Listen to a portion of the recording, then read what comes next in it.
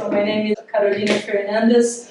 I'm Brazilian. I live in Berlin for already 12 years. I have gone through the digital sector, and today I work as a coach for leadership, also for digital transformation, but also for personal expansion, motivation.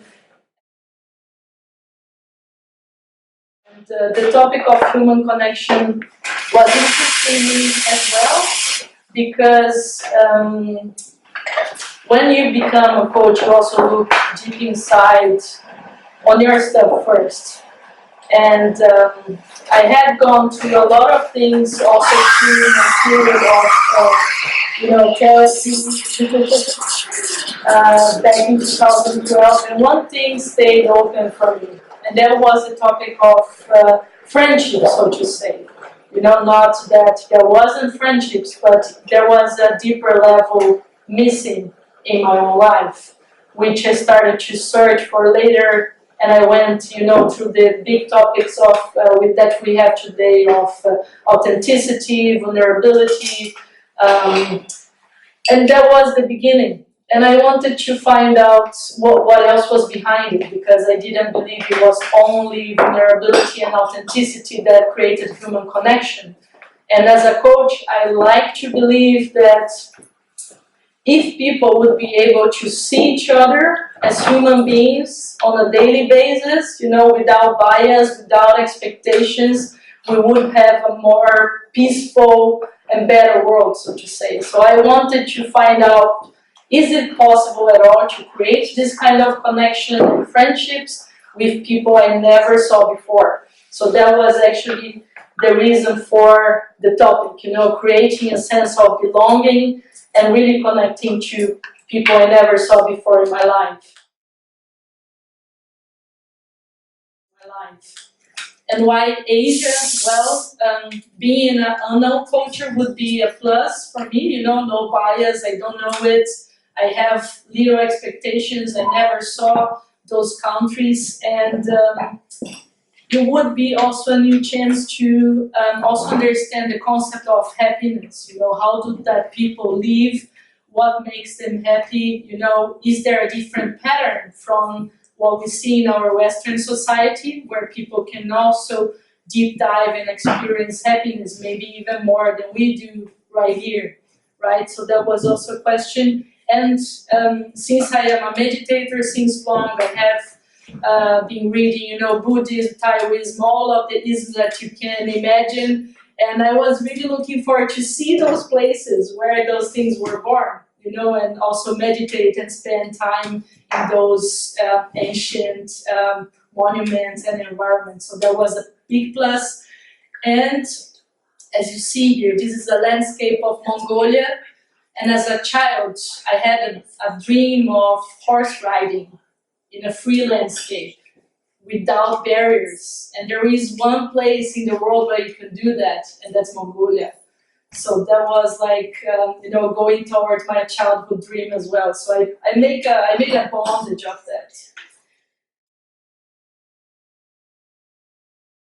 Yeah, and I said, if you don't give yourself challenges, that thing with human connection might not work. You might just, do your travel alone and see the sights. So you need a push.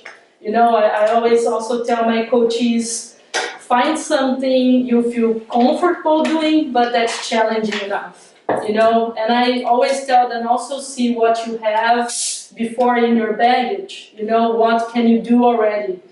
And I thought, already, I can look people in the eyes, I can see them anew, put bias behind and just be curious about, okay, who is this person in front of me? And I thought, okay,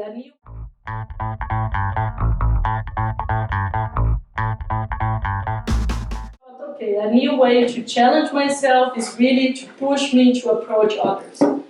To really tell myself, you will never spend time alone unless you need it, right? Sometimes we just need that space, but otherwise I would be always seeking connection, no matter what. So that was the bridge, for me to achieve my goal and, pass by the mud. So there I was in Tego in Berlin, taking off. On the way, I took a little gift of a friend that told me, this drink you can take on the way so that you're going to new experiences, but you're taking us with you. So that was a little appreciation that I did took with me. Arriving was quite stressful. I didn't expect Moscow to be such a huge city. So the size was really having a wow effect in me. Also, the traffic jam, the way the driver was, going around and said, "Oh my God, all right, this is really like a metropolis." And my hotel room was just next to the train station, where I would take the Trans-Siberian train a few days after. But because the hotel was inside of the station, no one knew where it was, because everybody or most of the people were just transiting there. So it took quite a while to find the room, but if anyone plans to ever take the Trans-Siberian train, that's really the perfect spot, because it's just next to the station. It has a grocery store next to it.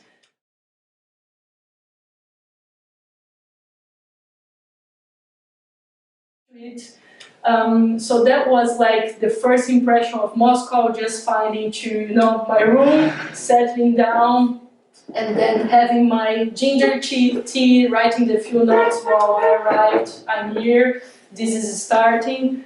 And a way of remembering home was, for dinner I had that subway over there. It was just at the station, but not because I love it. It was practical, and my partner at home loves it. So, there was already a feeling of missing home, but, I was enjoying, just the evening to have good time to walk through the city the next day. And Moscow really impressed me. It was an extremely beautiful, organized, clean city, with the sightseeing, the flowers in summer, even the parks and the big shopping malls, the big streets. They mostly had also music in the background. So sometimes I even had a feeling, oh my God, I am in Disneyland here, or am I in Russia? So that was like the first thing that slowly blew out my mind. This picture of Russia that we received so many times, it had nothing to do with Russia itself.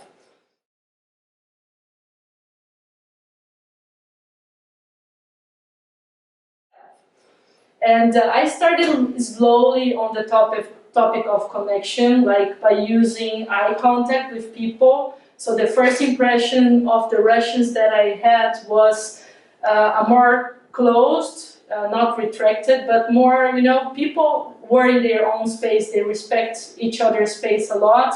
And it was not always that they would open up. But if I would go to a garden or to a restaurant and you would really look that person in the eye and give a little smile, in a fraction of a second they would give that back, and show, I'm here, and then go back to their normal, I believe, way of being.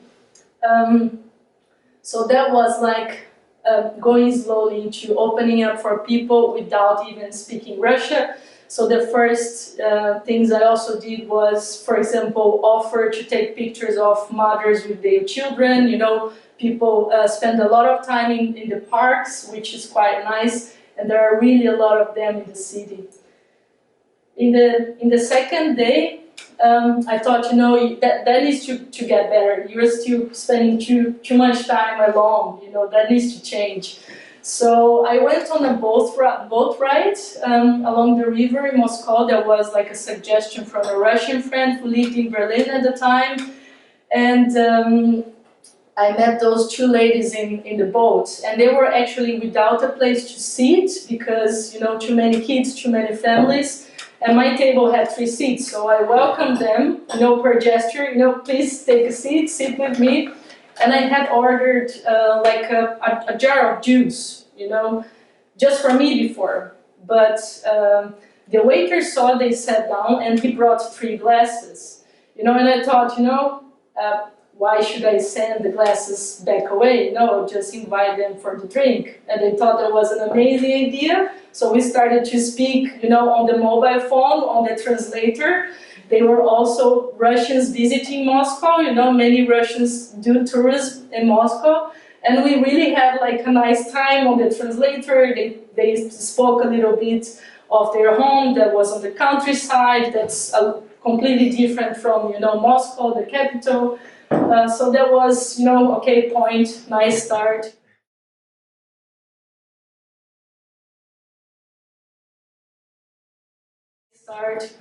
And I wanted to finish the evening going to a rooftop. Although it was cloudy, I wanted to see the sunset from there, and it was a very nice restaurant in a top hotel. And I said that's worth visiting. And it would be the last thing I could do in the city before taking the train, because the train would depart before midnight, a little before midnight, and I still had to do my groceries because the ride would be 4 days long. So I went to the rooftop, I took a drink, I ordered a soup, and I was telling myself again, well, so okay, you're here alone again, what do we do? And I was looking around to see if there were more people sitting alone. And there was a guy like at the other side, and he was also more or less my age, and I said, yeah, maybe you can go there and ask if he wants to sit together, to just chat and, spend the dinner together, knowing each other. And I said, yeah, but maybe that's quite strange. He's a guy, he might understand it on another way. How do I do that? I looked at him like several times, and I took my drink again, and I was so nervous. I couldn't ask him, I couldn't pass the barrier. He went away after maybe, I don't know, half an hour, 40 minutes. It was really a long time, like trying to push myself to do that. And then another gentleman, he was a bit older, he sits just behind me, alone, and I said, okay, so now no way around it, you need to ask him. And I was thinking, okay, how do I do it? And I said, let it go, just go and ask. So I went to his table, he had ordered a beer, and I told him, I see you look like you are alone, I'm also alone, would you like to just spend, the drink together, to just have a nice time, not alone. And he was super surprised, like, oh my God, who is that person asking me that question? That's super weird. But after a second, like, people realize that's actually quite a nice idea. People just don't do it. So he told me, I'm really here just for the beer. I also have an appointment afterwards, so I'm really sorry, otherwise I would have done it. Then I said, okay, thank you, thanks for letting me know, for the understanding, and, good luck and all the best. So I went back to my table, finished my drink, and then before he went, so he paid the bill and he came back to my table to say, I'm actually really glad that you asked me. I didn't expect it. That's why I was so surprised, but that was a very nice thing to do. And here's my card, if you come back to Moscow, let's try to do it again. And then I told him, I'm actually leaving for a longer trip this night, so that probably won't happen. And I look at his card, and he's a lawyer, a German lawyer who lives in Potsdam. Then I told him in German, I actually live in Berlin, so when I'm back from the trip, I will write you and let you know, and we will be meeting next week. Because today he has also his own talk. He's also a poetry writer, so he's speaking about some poetry in another cafe here in Berlin today, so that's why he's not here. So that was pretty much the topics in Berlin, in Moscow, but that was another little surprise. So after, feeling like, okay, mission accomplished, even if that didn't happen, sitting together, I said, I would like to go around and see the rooftop, the different views before I go back to the hotel to say like goodbye to the city. And that DJ over there in the pult, in the middle picture, she was playing such good songs, and she had such a good energy, good vibe. She was having so much fun herself. And I said, actually, I want to tell her that it's amazing what she's doing. Like, you know, the happiness she's standing outside is amazing. But then that would mean I would have to go up on the pod to speak to her while she was playing. And I said, no, that's like too much. I'll just go out. But then on going outside, I said, I can write her a note. So I left a note writing that, you know, that her happiness and the way of playing were just great. That made me feel really good. And I left my number, you know, to see if she would say anything.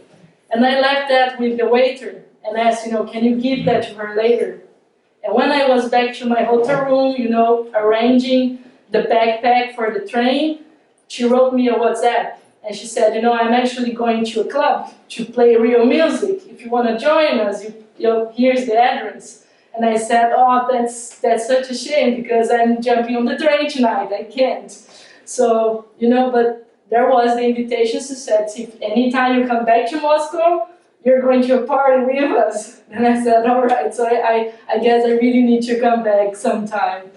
But that was pretty much it. Time was over. And as I said, I still had to do groceries for a 4-day train ride. And I left with, you know, my backpack, a little luggage I had for horse riding that I would take all the way to Mongolia, and really 3 bags of groceries with fruits and vegetables, because at the time I was still completely vegan. I had to adapt that during the trip. But that was like, you know, fruits and vegetables for 4 days. I thought I needed a lot. Actually, I could have bought half of it. But there was me with all my bags, going to the train at midnight.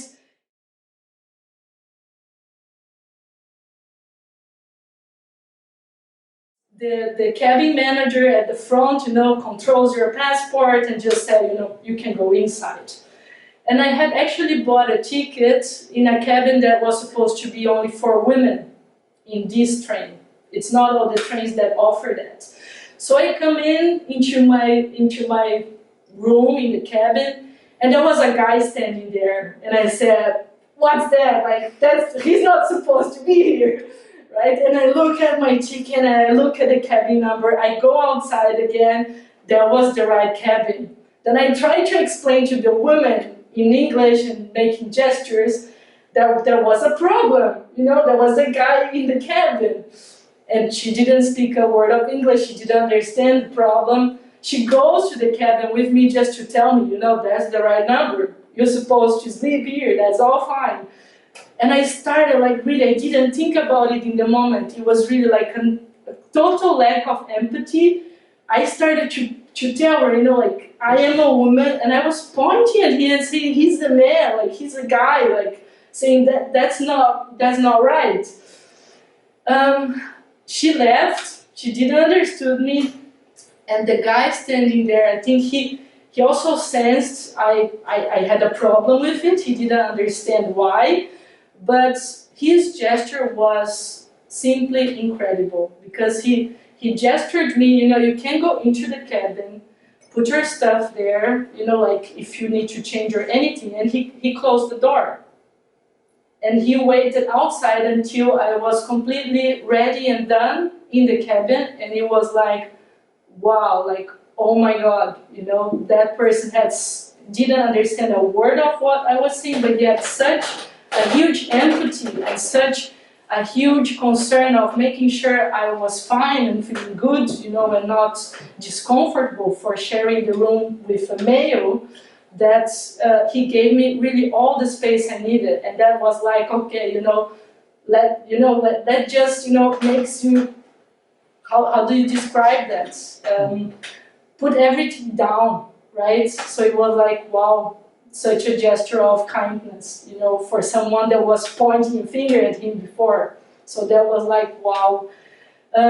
So I opened the door when I was done. He came in, he went to sleep above me. It was a cabin for 4 people. And it was just the 2 of us. The first night was a sleepless night. You know, it takes a while until you get used to the of the train, because that's constant in your ear, but all right, I had my eyes closed. And the next days were really, they were passing by too fast, and that wagon really became like a living room. It was like part of home.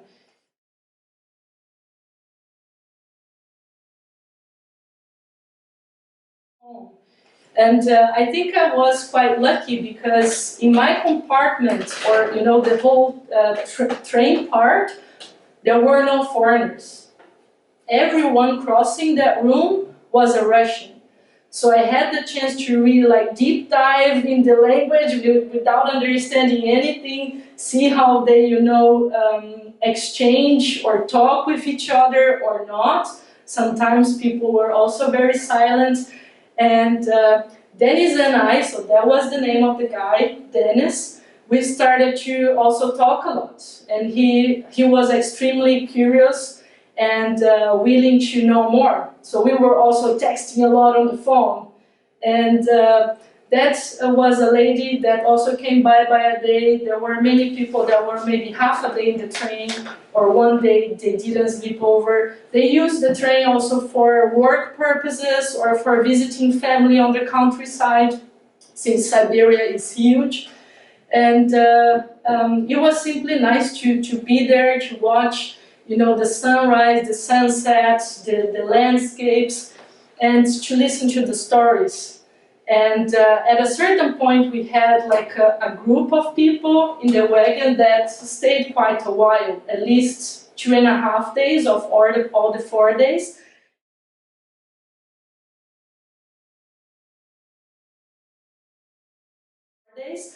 And that was Dennis and me, of course. He went through 3 days with me.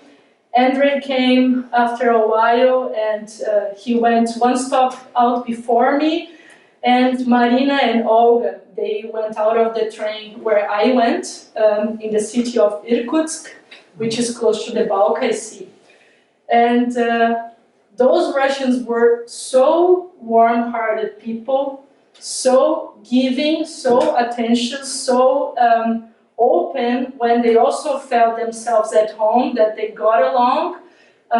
We were laughing, chatting, telling jokes, and I was even able to understand part of it. That was the most crazy thing, and only through text messages, because they wanted to make sure I felt included, that I got, everything they were talking about, and they were interested to know where I came from, what's my story, where am I going.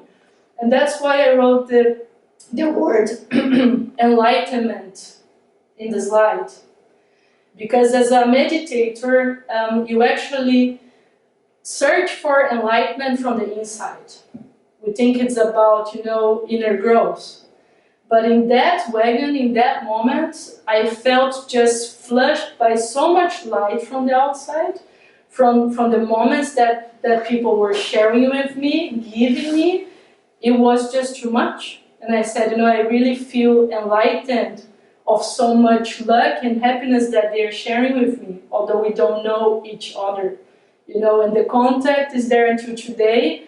Dennis left the train with a promise to learn English, because he said, I want you to be able to speak deeper things with people like you.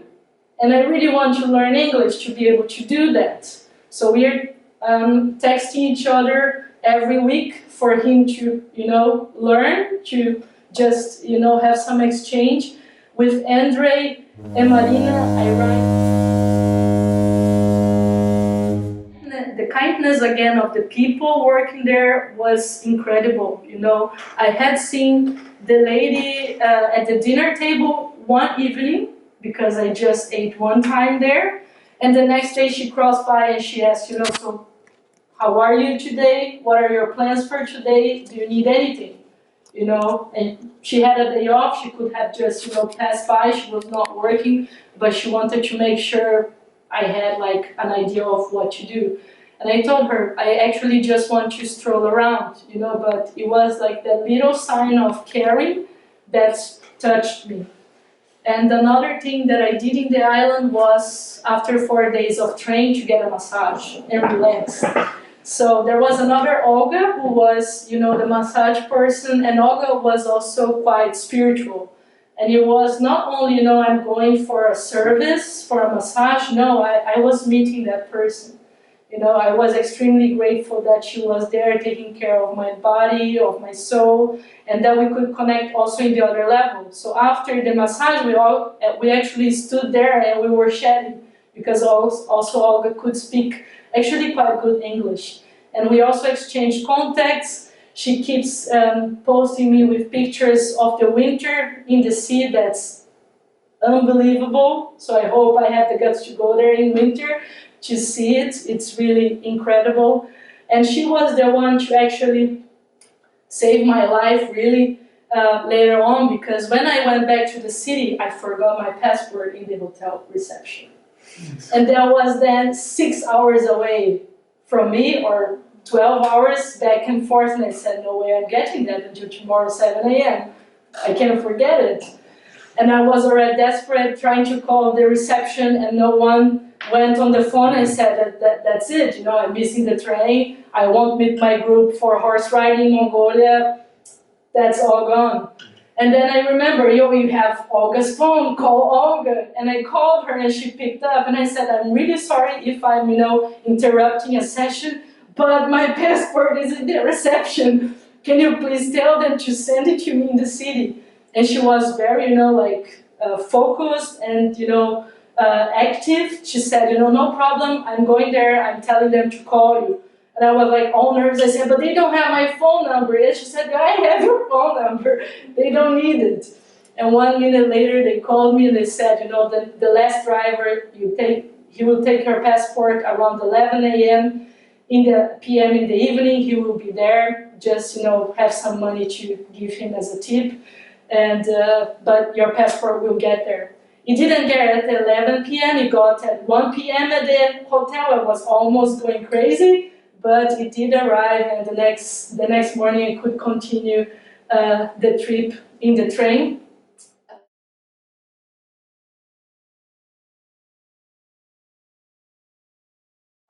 It would be only 1 day from Irkutsk to the capital of Mongolia, which is called Ulaanbaatar.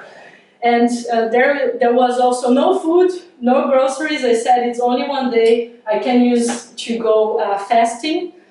Because I never managed it at home, you know, I've tried many times, but I never did it. And I said, I'm on a train, it's only 24 hours, I will survive, so no food. And that was quite good, so I managed it. And this time we were all foreigners, so no Russians, but all pretty lovely people. And this French couple over here, they were also the complete opposite of, you know, the biased French picture that we received. They were very curious, they were travelers, they moved from France to Russia to live there for 3 years to learn the country, the culture, and the language. So they were really like interested in people, you know, that's how we connect as well. And that's what made, you know, this genuine interest and the curiosity. They make you feel home. They make you feel just, you know, they are taking you as part of that family of travelers, you can say. The other two were German teachers, so a lot of Germans along the way. And they were also pretty much concerned about social issues. They were also traveling through Mongolia and then all the way down to Thailand. She had lived in Thailand for quite a while. She spoke Thai. She gave me lots of tips, you know, for later, because I knew Thailand will be a check on the list for sure. And they spoke also about chocolate. And how we end up talking about it is because I told them, oh my God, I'm missing that so much already. And it's not even like, it's maybe a week. And I told myself I would eat no chocolate through the trip as also a challenge. And she said, actually, you know, all the production of the oil out of the palms that happens in Thailand, that is very, actually very bad for the people doing it, for the families doing it.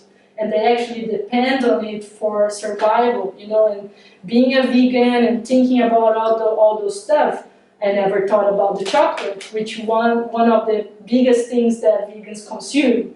And I said, yeah, that's actually true. So let's see if I can really manage without chocolate all the way. And yeah, before we could see it end, we were arriving in Mongolia. Yeah, the land of the infinite blue sky had actually a lot of rain. There were 2 weeks horse riding, camping and living with local families that would receive us. We were a group of 4 foreigners and 5 Mongolians to take care of us. That was quite embarrassing. But as a first-time traveler in Mongolia, I wouldn't have the guts to go on my own and just rent a horse and go really completely free. Maybe in a second future, and there you really need someone speaking the language, and to get through, for so long only on a horseback. You also need a car to take, all the tents and all the cooking stuff. If you don't want to have to find your food in the middle of nowhere. So you also need a driver. And some of those drivers, they work together, with another person. That might be the guide, that might be the cook. You never know. You need to ask around and find out who is available, and willing to take you along the way for so long. So we had also 2 horsemen, because they don't rent you the horse and let you wait to come back. They go with you the 2 weeks. So we had at the end 10 people, 9 people and 10 horses, 1 horse as a backup. And although the hygienic conditions are not the best ones, you need to be hardcore if you want to do that. The nature, the landscapes, they made it for every moment, for every day.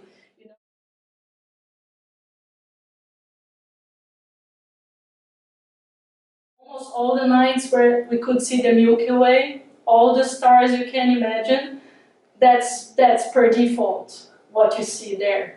Also the sunrise, waterfalls. There was a volcanic lake. The volcano was not active anymore.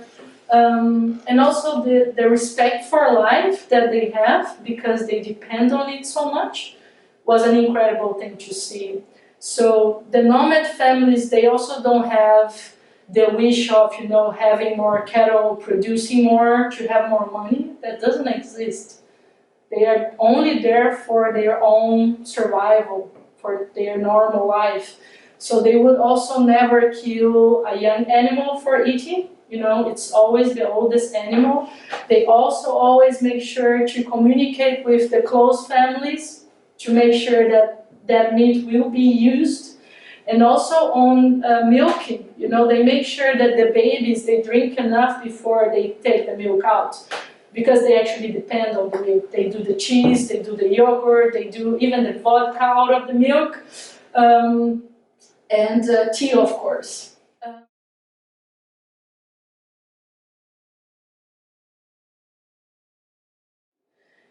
There were also a lot of differences or conflicts. To keep human connection was, I think, one of the hardest with the group.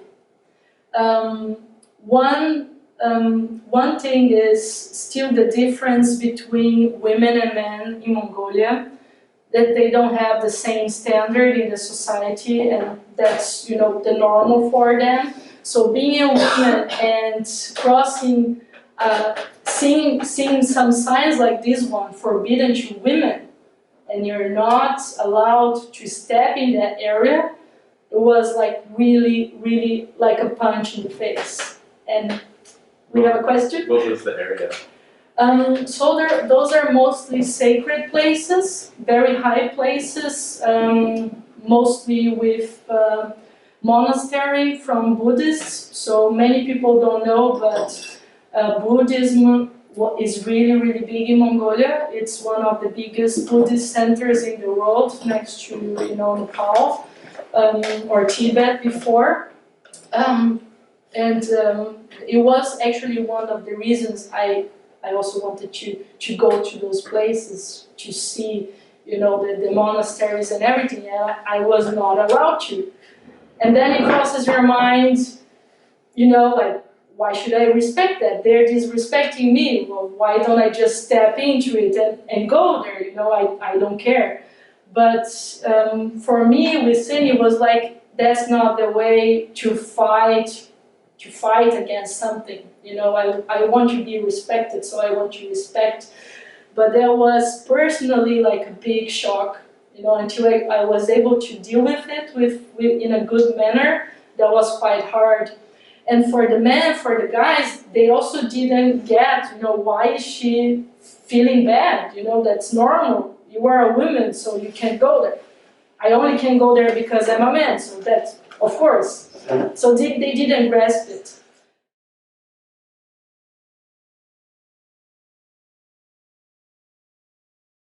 But the last two pictures on the upper right, they are from my second guide.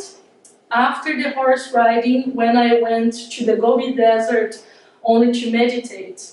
And I told him a little bit of the story, and he was much younger, from another generation, and he was telling me all the way he didn't like Buddhism. His parents were Buddhists, but he didn't like the religion, and he also don't understand why women can't go to those places. So he told me, you know, if the place is empty, but it was a holiday, bad for me, we could go up, he would take me up to the top. But if not, you know, we could do something else so that I would feel better. So he really wanted me to, you know, don't be put away or knocked out because of that religious culture. And yes, there was many people in the mountains, so I wanted to spend some time and meditate over there. And most of the time I have like a stone with me, like a crystal or something of that kind. And I asked him, you know, would you take the stone to the top, to the sacred top, and I will sit over there in the other part of the mountain, we'll meditate, and that will be like my connection to get that place through your hands. So that was very symbolic, but you know, just to give you an idea of the connection there and the support that you can also find in other people. You know, even if you have those barriers and something that's forbidden, it was through him or through the people, you know, that we could work around it and make it, you know, completely fine. So that was about the topic of collaboration from Mongolians. We really saw that also many times along the way. And I asked myself, well, you know, like how these people are so much collaborative with each other, supportive with each other. And I guess it's because there are so less people in a huge land that they need that for survival. So for example, when it was raining, we were soaked and we had no place to hide because everything is mostly flat. You know, the first gert we would see on the way, we would stop and ask for shelter. And we were always welcome with a cup of tea, with a place to sit, and we could be there as long as it was needed, you know. And if the rain wouldn't stop, they would probably, you know, cook dinner for everyone, you know. There was no question about that.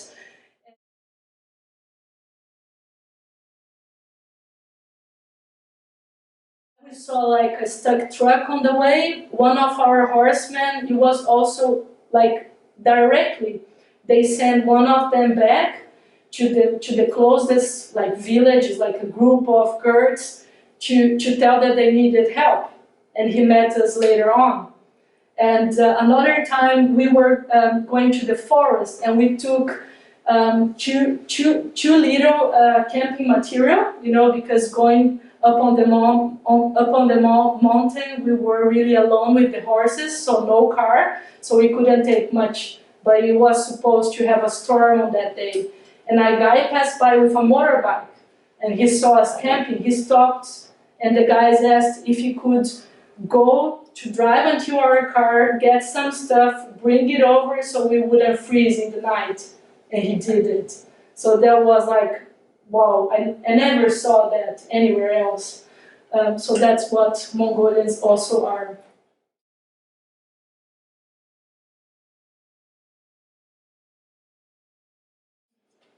I think I will go to the next slide to wrap up what I spoke about Buddhism before.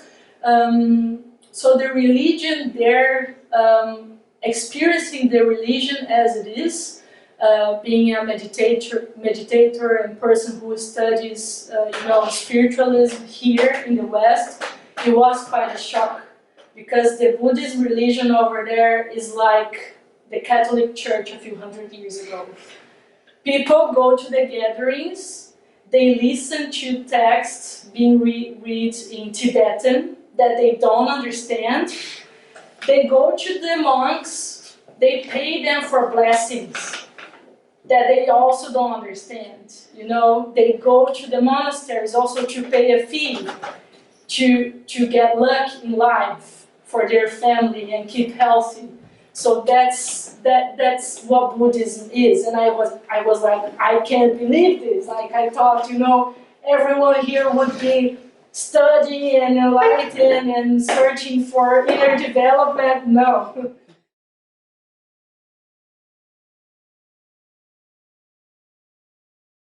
No. But at the end, it also makes sense, because it's where society is over there. And of course, it will develop and people will get more conscious, like the younger generation.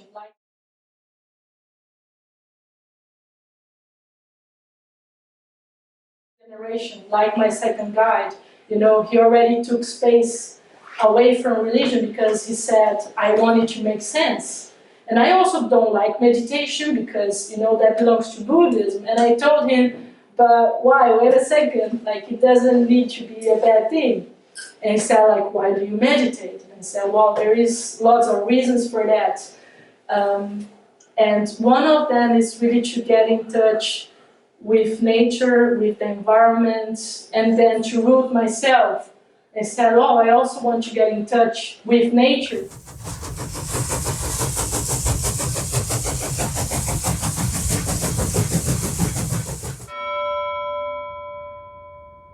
Everywhere, and people just don't care that you're next to them. That was at least my impression. They have another way of dealing to each other. It's a lot of focus on the self.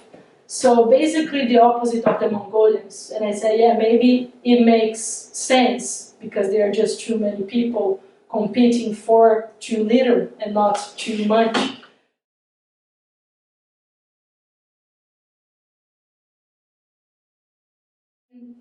Most of people were actually in the search of identity, for being someone, for having a value, for also connecting. So that was interesting to see. And I had the pleasure to meet not only expats, as Benji was here today. We had a great time every evening. I barely slept in Beijing because I wanted to take the most out of it, out of the 2.5 days. And I was lucky enough to also meet some local Chinese, which were kind enough to show me around. We went to real Chinese pubs.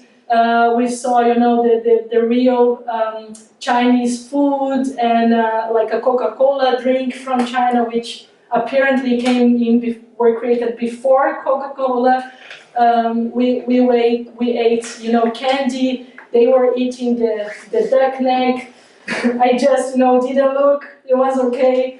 And we had really a great time in the evenings, and during the day, I used my time to get to know the sacred city, right, which is there in the capital. Forbidden City, yeah. Well, it's a place where you simply, I lost myself there. It was like making a trip inside of the trip to another time. the constructions are just like, it's so old and so with so much history. And there I could, like, for me, I also sensed the thing about having power, having a status, and also the segregation, you know, because it was only a special part of the population, or, you know, the higher society who could even be there, you know. So I think it's also somehow what you see nowadays in the bigger society, people trying to put themselves above the others to find maybe an identity, like something to be special about, maybe, you know. It's just a small impression. From 2.5 days, I don't believe I can say much about China or Chinese people, but it was the sensation I had, you know, that they wanted to be seen and recognized for who they are.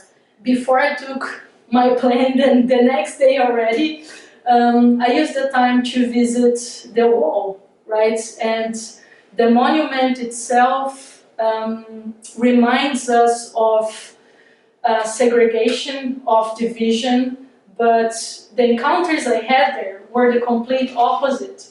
So all tourists, most people in pairs or in groups, little people alone on their own like I was, and there was a phenomenon which happened there the first time, but that repeated itself during the trip, that when people are well taken care of and they see you alone, they offer things or they ask questions because they want to know that you are also well, because you are alone. So when they're fine, they want to make sure that you are fine too. And that really repeated lots of times during the trip. The first time there, but people were asking me, you know, do you have sunscreen? Because it was super, super hot. Do you have like a hat? Do you have enough water? And I did have all those things, but people, you know, they just wanted to know, is everything fine? You know, do you need a picture? You know, without me needing to ask, do you make a picture of me? So that was the first time it happened, but it traveled all the way with me by being alone and then not alone.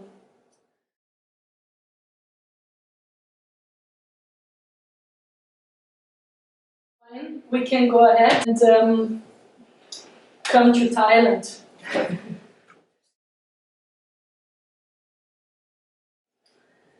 The difference of environment coming from the busy Beijing to Thailand, the first sensation I had even in the airport was like, oh my God, that's so relaxed, that's so easygoing, that's like a slow pace. Really, I felt relaxed the first minute I set the foot in Thailand. And the first day I really took for relaxing and sleeping all the hours I didn't sleep in Beijing. So I literally spent the first day in bed. I think I woke up around 3 in the afternoon, and I decided to just, you know, go to the temples close by, walk in the city, honor the places, you know, I was just seeing for the first time. I also did a meditation in a temple. I had time for myself, you know, no schedules, nothing, also no people, just sleep and time to stroll in silence alone.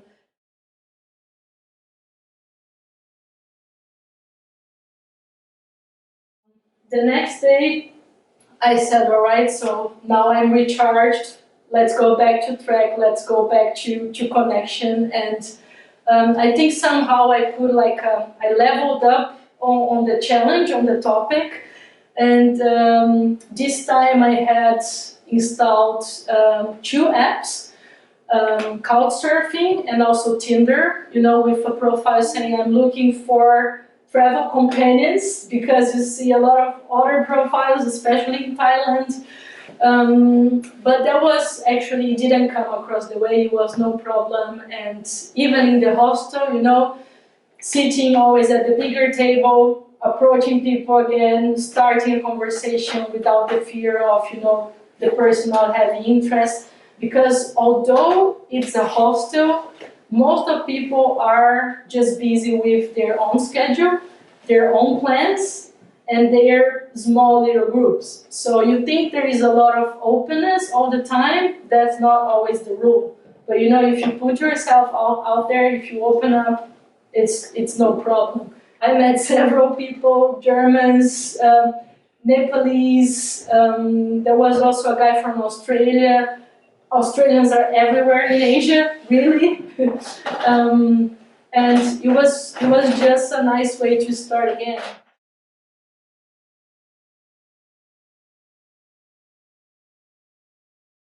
There was a couch surfing event on that bar in the night, organized by locals. So we went to the bar later, me and the girls.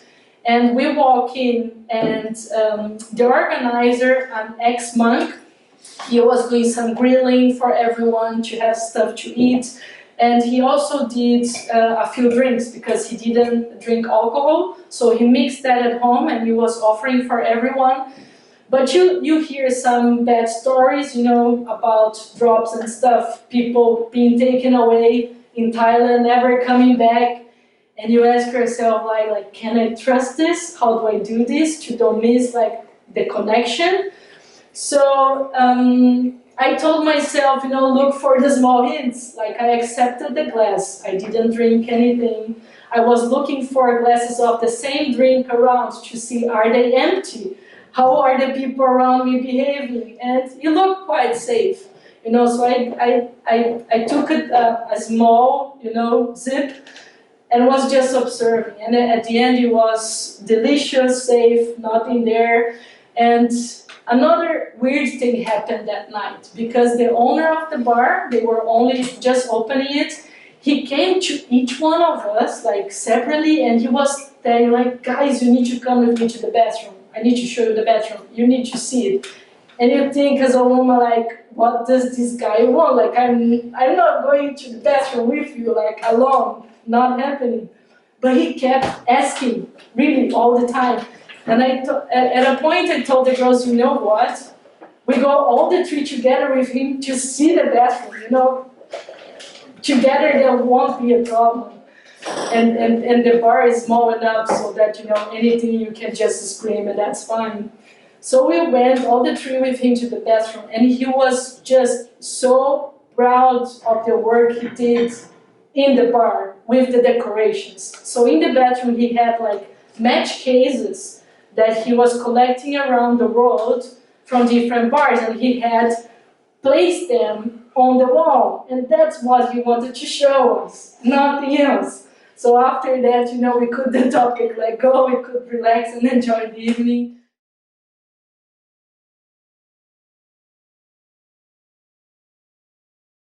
It was also in Thailand that I can say I made the deeper connections from the whole trip that I can really call friendships today with three very special people.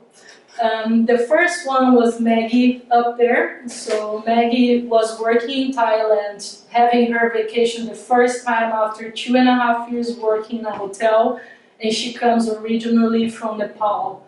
And Maggie was on Tinder, also searching for a female travel companion and super worried that would, end differently. And when we met, it was funny from the beginning because we didn't only have the same color of clothes, like green pants and white tank top. We were both meditators. We like spirituality, nature, honoring the moment. The only difference was Maggie was a crazy photographer. She loved photography, so she made about 2,000 pictures of our day together. No kidding. But nevertheless, she always stopped to see the moment, to honor the place before she did anything. And it was her way also to give a gift to people of those moments she appreciated so much. And she was also a person that was always looking for everyone around her. Does anybody need anything? How can I serve? In which manner? Anyone around me? She was really like that all the time. So it was really like having a sister around. That was Maggie. And the crazy thing was that, me, I'm calling Carolina, she's called Maggie, CM, and we met in Chiang Mai, so that we said that was meant to be. So we had to meet up here. The second person was Sarah over here. She's Italian, actually. Indian background, working for an NGO in Chiang Mai, in northern Thailand. With Sarah, I shared many moments in full presence. We were both so present in the sharing and in the talks and in the exchanges that we actually had no picture together. I had to ask her, hey Sarah, can you please go, in front of the restaurant where we met and make a selfie? I don't know. And she did it. She took the selfie only yesterday. She came actually from a work trip. She arrived in the evening, but she wanted to make sure she could deliver the picture for the talk today. So it's like, you can't be thankful enough, when a person do that for you. And the third person was Vinicius, or Vini, the first Brazilian I met along the whole trip. I actually also, in the morning I met him. He was also in my hostel. And after so many days of so many exchanging, seeing so many things, going to loads of parties, and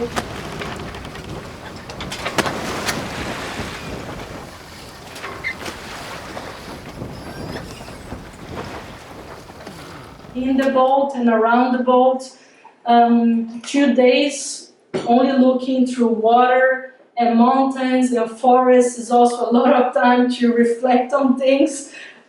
Some people, they just have their bag of beer on the boat to have a good time, and other people like Anne over here, she was a dancer, and at a certain point she started really to dance in the middle of the boat. And I said, wow, that's freedom, right? She's just like feeling comfortable. She was sitting on the floor at a certain time and just, moving, doing ballet or whatever that was to stretch, being herself.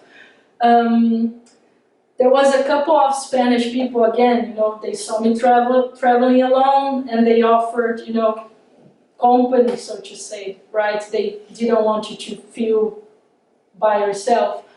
We did a stop in the evening, so we didn't need to sleep on the boat. Over there, we could see the elephants in the early morning. They came out to cross the river between 5 and 6 a.m. So you woke up, with their noises, calling out, crossing the river, so you run out of the window to see, the elephants, even in pajamas, it doesn't matter. And they really didn't stay long, like it was maybe 10 minutes and they were gone. Yeah, so from the boat, that was pretty much it. There was also, no, there was not. There was the Australian couple I was hanging out in the city who were also in the boat. And they were sleeping in the same little hostel as I did. I asked if they would like to have supper together, They considered even going out, but at the end they didn't. And my impression in that moment was that they were doing it out of politeness. That was what I sensed. And in the next morning, when we arrived in the city after the second day of traveling, John, that was the one person from the couple, he came over and asked me, hey Carolina, do you actually want to spend time together in the city? Should we, visit something together? Where are you staying? And that surprised me because of the impression from the last night. So there was just a reminder, don't try, to interpret people, You never know what's going on in their mind. Maybe they were just tired, And he came the next day and asked me, do you want to hang around? And it was.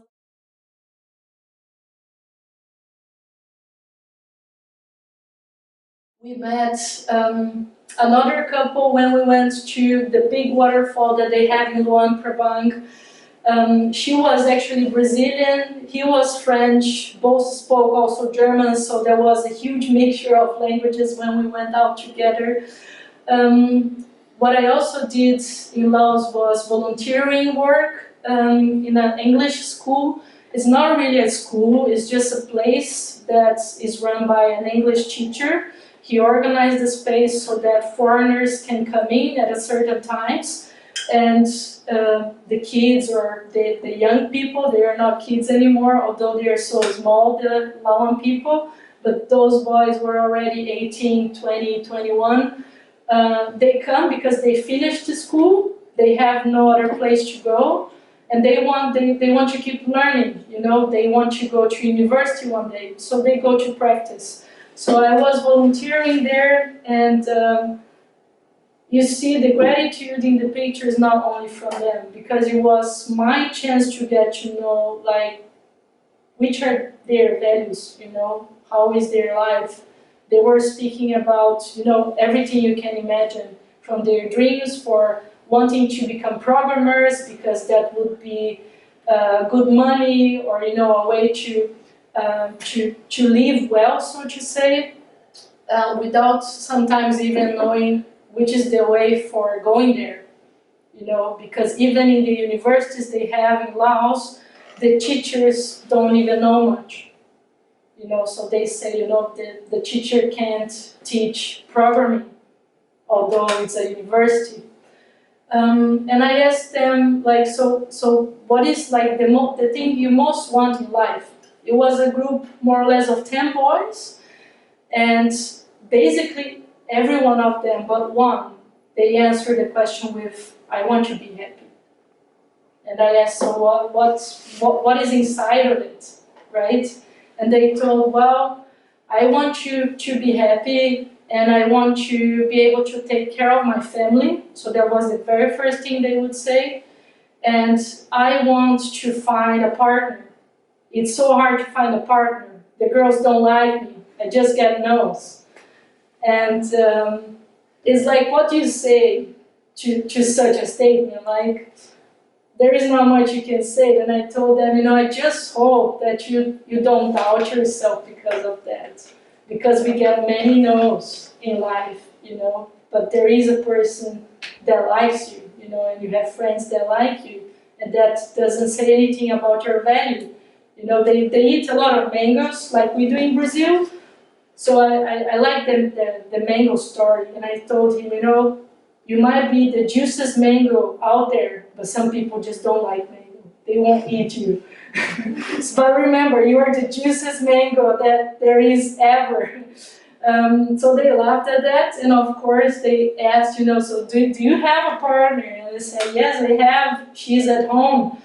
And they asked, like, so a girl? And I said, yes, a girl. And they were a little bit silent, and then they said, yeah, wow, that's normal, right?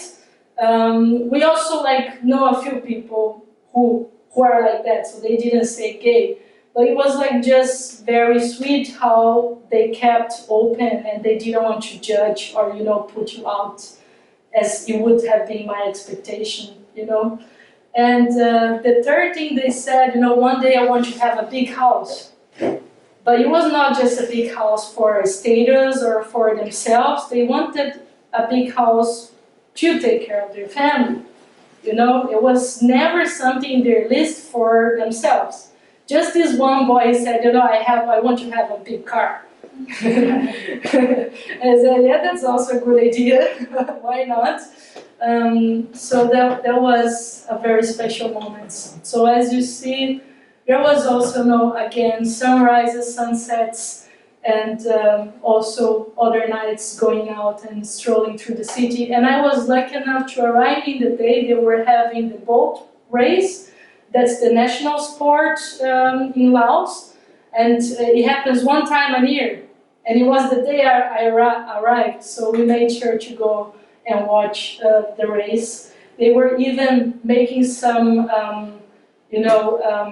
program for keeping the water clean. So that was quite nice, because the rivers, and that's all over Asia, it's only plastic. It's really only plastic, you know, and kids, they bath there, they play there, and the water is just completely polluted. So they are trying to slowly, you know, make people conscious about the problem, because many people believe, you know, nature will take care of it. Yes, it will wash it out, but where it will end, they don't think about it. So that's not only, you know, the tourists. It's also a lot of work to be done in the communities.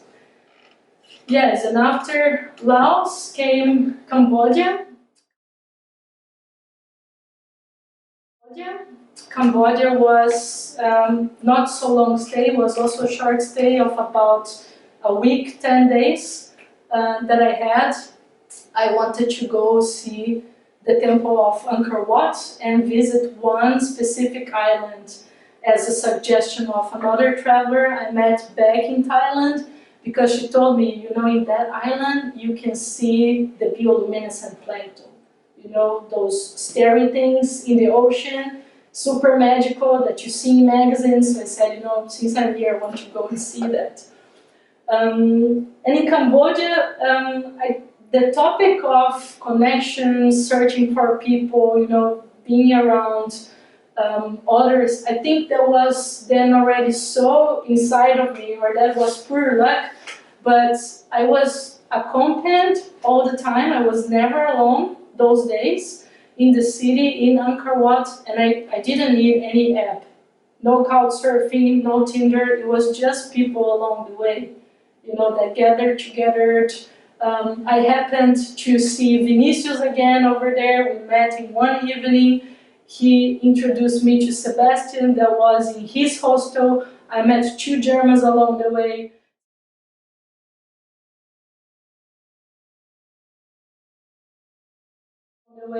Sadly, my phone got broken. It stopped during an update, it got frozen. There was no way to restart the phone, so it was in Cambodia that I lost all my notes and many pictures that weren't in the cloud. And I was looking for help one whole day to try to fix that phone. And I found people who tried to take advantage out of it, but people also who tried to really help a lot and just let me use their computer, install the software, try to survive the phone.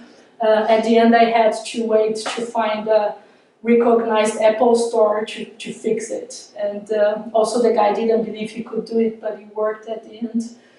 And after it, I went to the island.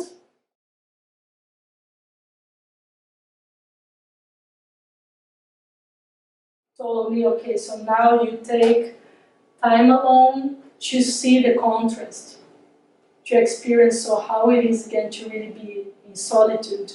And that was quite hard on the way, because I found out that in this island they have one of the most famous mad monkey hostels.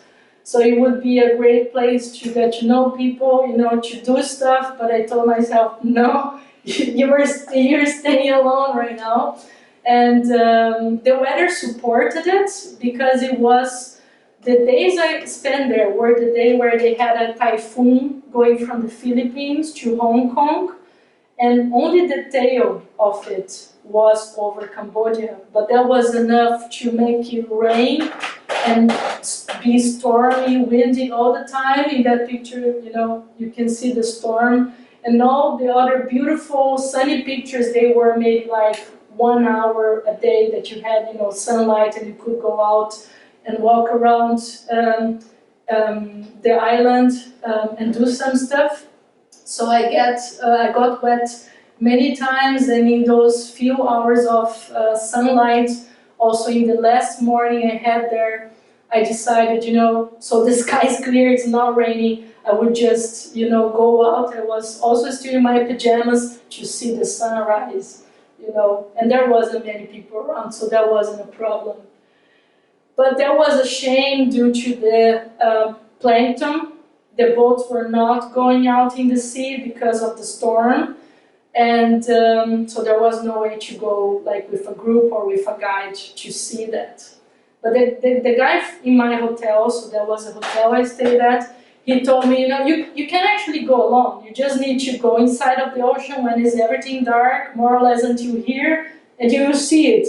And I thought, yeah, of course, in complete darkness, I'm going alone.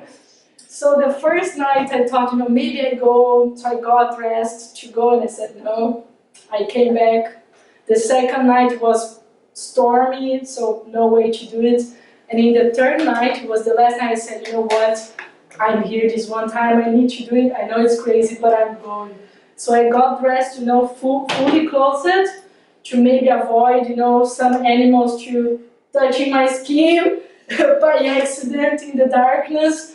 I had a whistle with me, a headlamp, my phone, so I was ready to make noise if anything happened. And I went out, and I saw that darkness in front of me, and I said, oh my God, I can't go inside, but I want to go inside. So it was like I took step by step inside of that ocean. And, in my meditation mode, I told myself, just be one with the ocean. If you're not afraid, it won't do anything to you. What was actually, I can say, quite stupid, so don't do this. I'm here alive, but, it was so much adrenaline to get into that darkness. And I went, as far as here. And along the way, when, you got more away from the beach and the lights couldn't interfere, you could see some, luminescence, along the arms and the legs, but there was no stars or sparkly thing. And I said, that can't be all. I'm not doing this just for that. Just a little of light along my body. And when I stopped, I decided, I need to move. Maybe I need to move more. But then I was super afraid of attracting, animals and sharks or deadly fishes. I don't know what could be there. But I said, what, let's move a little bit. So I moved the legs up and down, and there was, sparks. It came out. And I said, wow, it's really there. And then you start playing, also with flickering your hands. And it gets more and more. And then you forget you're in the middle of the ocean, in the darkness. And I spent maybe half an hour playing, and it was all fine. And then, you remember, oh my God, I'm here in the middle of the darkness. Maybe I should go back. And then I rushed back to the beach, and when I got there, it was just, adrenaline, really pure adrenaline, and that's actually the reason why I couldn't also sleep, and the reason I saw, there was not raining and I could see the sunrise. So that was the time alone at the beach, and it gave me the sense of, yes, it's good to have that moment of inner peace. And it's fine to be alone, but life was really missing, completely almost. So I was happy to go back now to southern Thailand because I also told myself in this trip I want to see a Hollywood-like beach and enjoy some relaxation and good time there. And I had a very good German friend who came over to visit me, to spend some days in the island. And she knew another German who had a self-sustainable hotel in the island. And she invited us to, spend some time there. So it was just, perfect setup. And also the other surprise was that Maggie, from back then, she actually...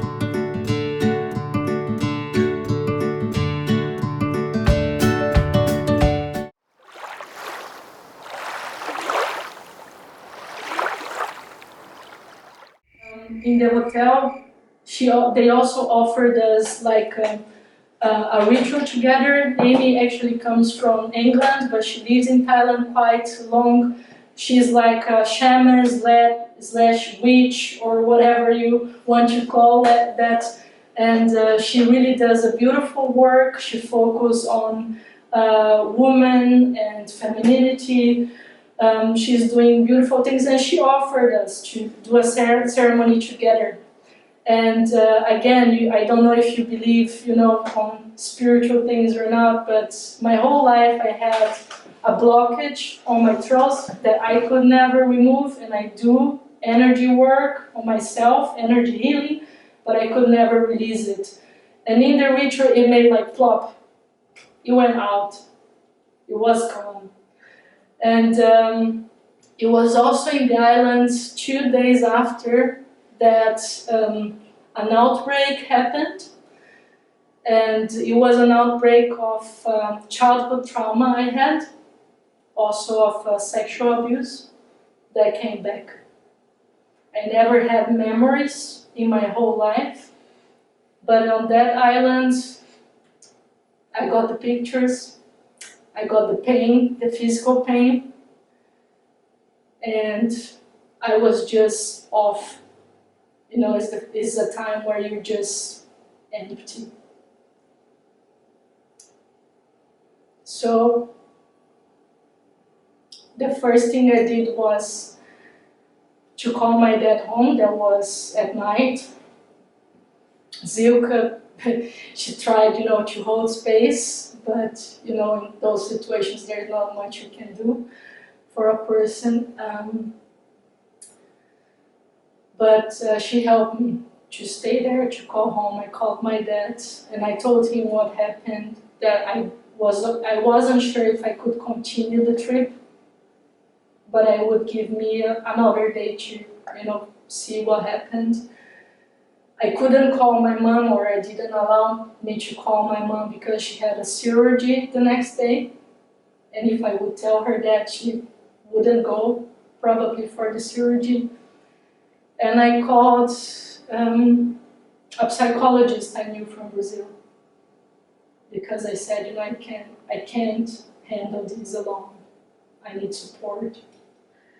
And the next day I booked the most expensive flight in my life, from one day to another, from one side of the world to the other, from Thailand through Turkey to Brazil, from where I come from, to go back home and just be with my parents and give myself time to, work all of that.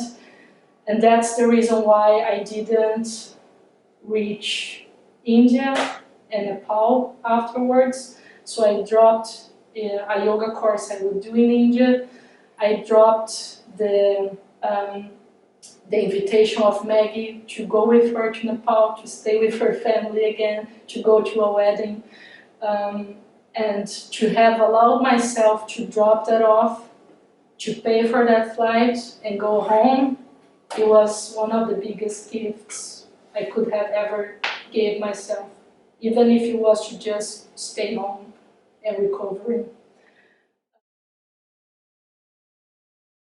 It was in Brazil that I actually went through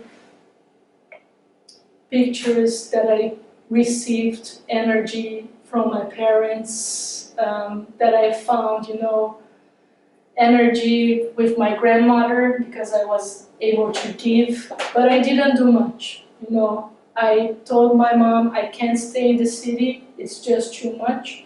Also, the way to go back, spending one night in Turkey, that was the longest time ever that I had alone in my life, because when that happens, you are even afraid to go outside of the door. It's like, all that connection, talk is gone. You can't do a step without, having fear of something.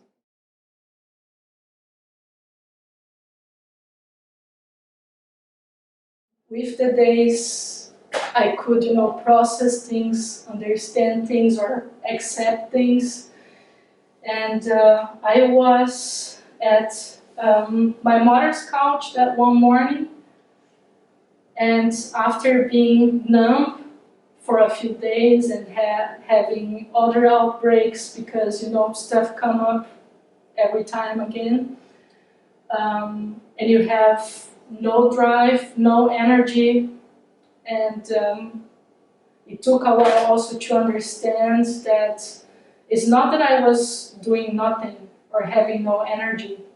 my body and, you know, the emotions, everything in me was working a lot. And that's why I couldn't do anything else. So to accept, to embrace that, and to say, you know, thank you for doing that for myself.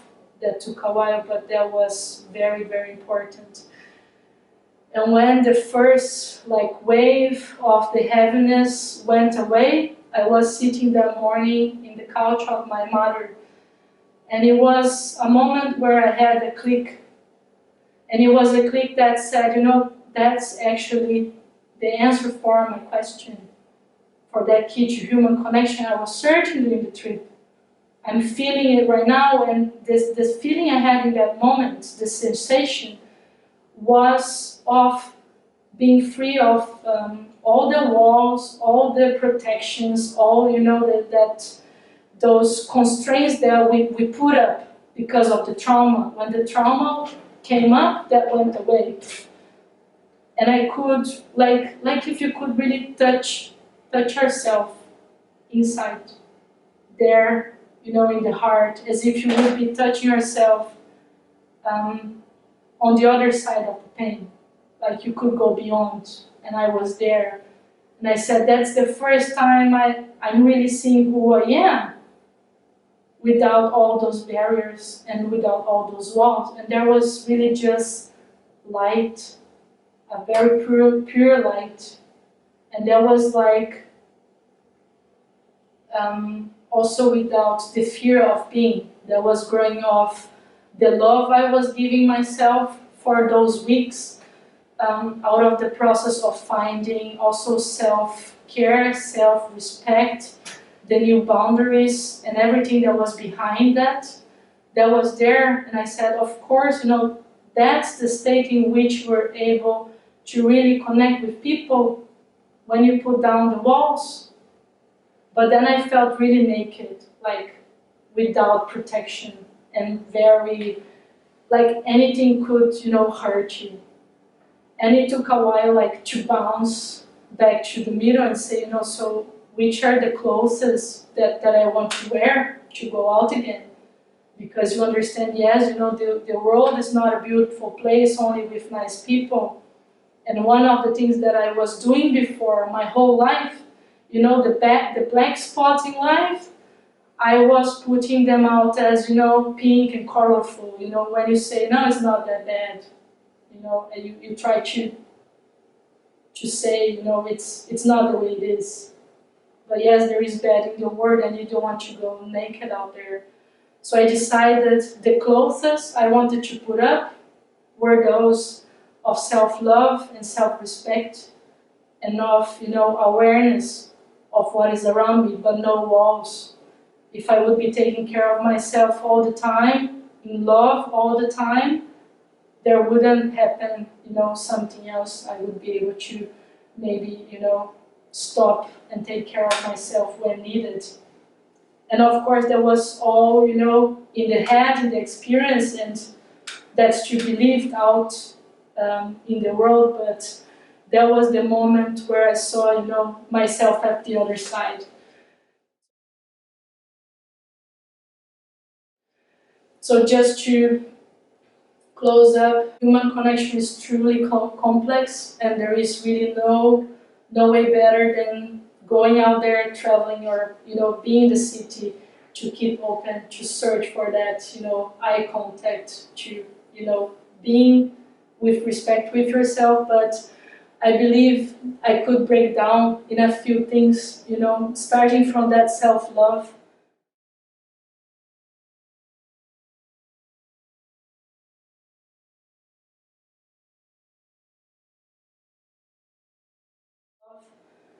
For being who you are, for, you know, letting the walls down, for not having to protect yourself anymore with, you know, the protections you needed in the childhood.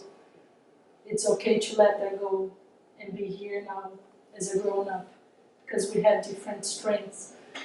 And that's also what gives us freedom to just be, you know, without the fear, without the shame, and also with the capacity of taking what belongs to us, like, you know, the love of people, the care of people, you know, little offers like I had so many times during the trip. And vulnerability that comes after, or people speak about authenticity.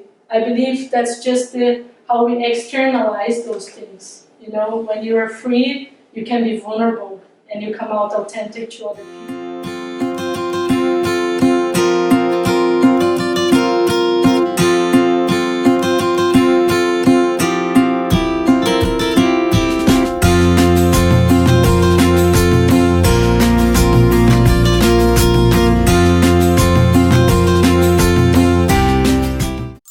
Nepal are still to come. I will for sure complete the trip. Yeah, here is where you can find me as a coach, as a meditation teacher. Most importantly for me, as I said before, the links regarding the organizations which fight human trafficking, if anybody feels like looking at that.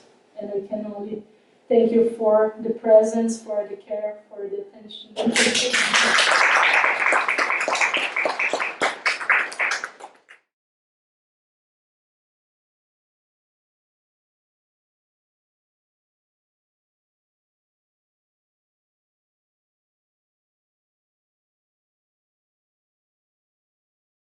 Yeah, if anyone also have questions like on trip, places, ways of getting anywhere, feel free to message me, get my WhatsApp, whatever. And if anyone is ever interested in getting a coffee, that's mostly welcome.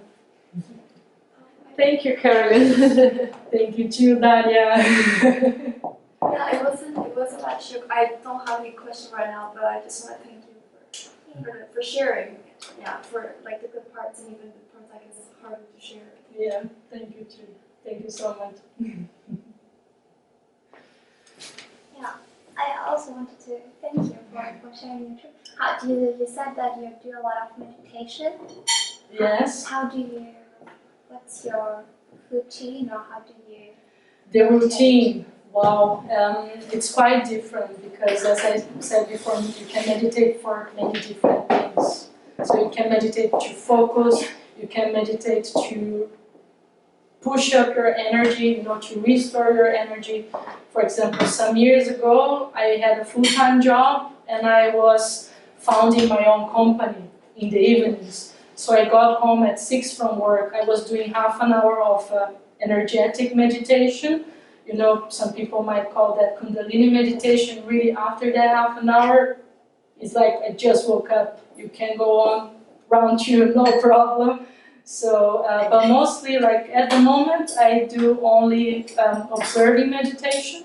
So it's really like just going into stillness to let things come as they come. So that's what I do at the moment. Every morning, 5 to 10 minutes. And when I have the chance, that's most, with my groups, 1 hour on Thursday, 1 hour on Friday. But we do that with lecture. So we always have a book or a text that we read, and then I let the topic go into meditation. I never plan it. It's just, what's there in the moment. So that's also a good practice. And when I do full moon meditations or rituals for myself, that can go like 3 hours long. So that's a much longer meditation where you really use techniques or mudras. So that's currently the routine is the 5 to 10 minutes in the morning, the 2 lectures a week, and the full moon.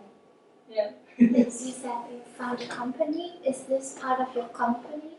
No, so the company didn't work out back then. It's closed by now. It's running as a side project. We will see when it comes out. We'll work on it when there is time. It's me and a programmer in Brazil. That's it. We were developing a platform to connect the school teachers to professionals, to go to the schools and just speak about their profession, to answer questions. Because when you were so young, many kids, they have so many doubts of what should I do, if for my whole life. And I see for myself, my career changed so much from what I studied and, being a coach right now.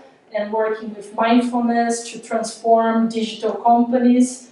I could never think I would end up doing that. You know, I also were programming and doing quality management at the beginning. I had no idea how that would go.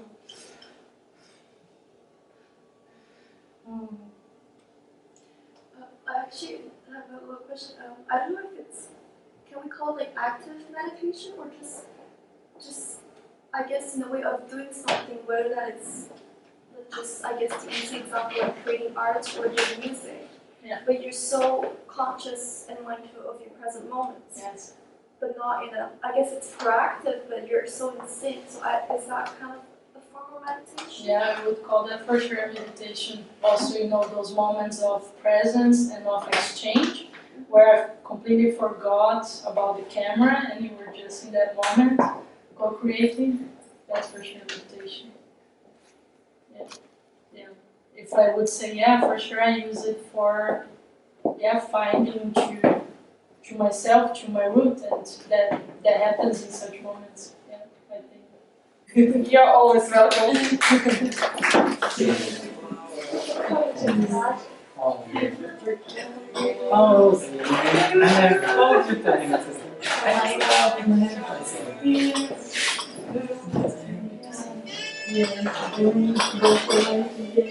Lunch or whatever. Something changes again. Today's Answer. first time spring. I will be watching it. I also put like No, it's just so party is going.